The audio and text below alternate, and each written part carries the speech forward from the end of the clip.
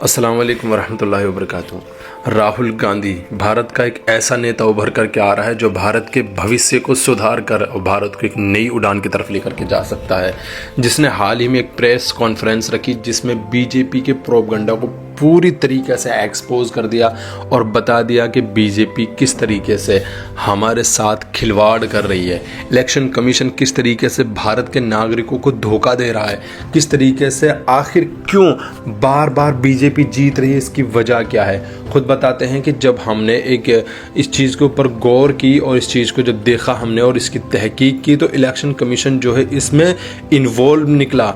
Election commission से जब कहा गया कि डाटा दीजिए, हमें डाटा चाहिए चेकिंग के लिए, तो उन्होंने कहा कि 45 से 30 दिन के बाद वो पूरा डाटा ही क्लीन कर देते हैं, पूरा डाटा डिलीट मार देते हैं। तो राहुल गांधी ने उस पर कहा कि इसको डिलीट मारने की वजह क्या है।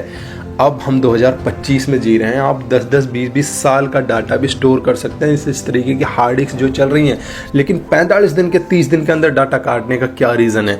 और डाटा देने से जब साफ मना कर दिया तो उनको दिया गया एक कागज़ों का ढेर जो 7 फुट हाइट तक और जिसका वजन कम से कम 200 किलो था।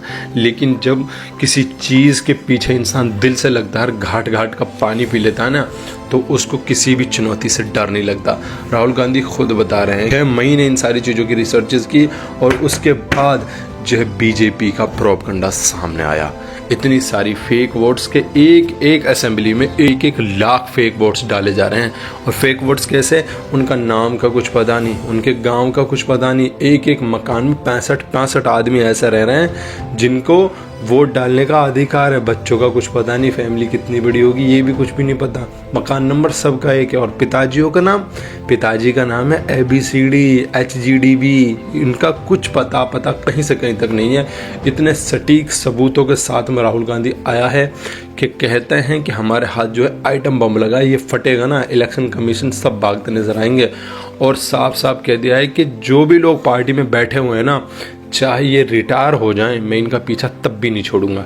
इनकी सारी डिटेल्स आप देखो खुद। This is EC data, not our data, this is EC data. And EC कह रहा है कि हम फ्री एंड फेयर इलेक्शन करा रहे हैं, और उनके डेटा में एक असेंबली में 1 लाख फेक वोटर्स हैं। इसमें बड़ा अजीब नतीजा था, बीजेपी जीतती है तकरीबन 30,000 वोट से जीतती है, मगर 7 में से 6 असेंबली हारती है और एक असेंबली में धड़ाके से स्वीप करती। इस पे फोकस किया, 1,14,000, इस पे हमने, इस नंबर पे हमने फोकस किया।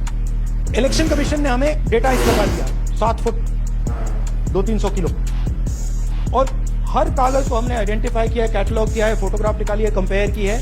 6 महीने लगे।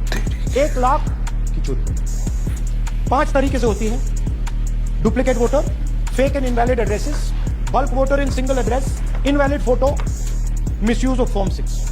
That's the names, that's their addresses, that's the polling booths where they registered.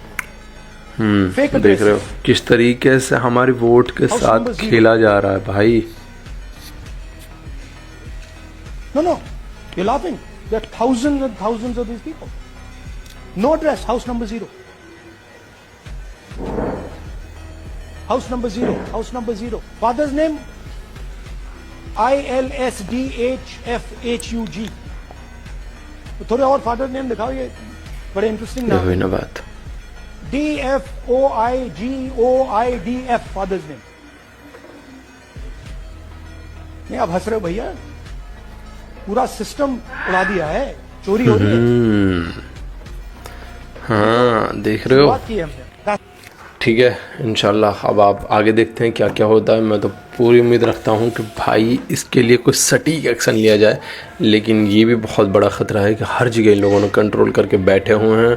आखिरकार इसके बाद होगा क्या, और इस खबर के बाद कोई अंधभक्त अपना मनहूस चेहरा दिखाने के लिए हमारे सामने ना आए और इसमें कुछ ऐसी चीज़ें ना ढूंढ करके लाए कि जो व्हाट्सएप यूनिवर्सिटी से उसने सीखी हो। ठीक है, बाकी मिलते रहेंगे इंशाल्लाह। जज़ाकल्लाह खैर।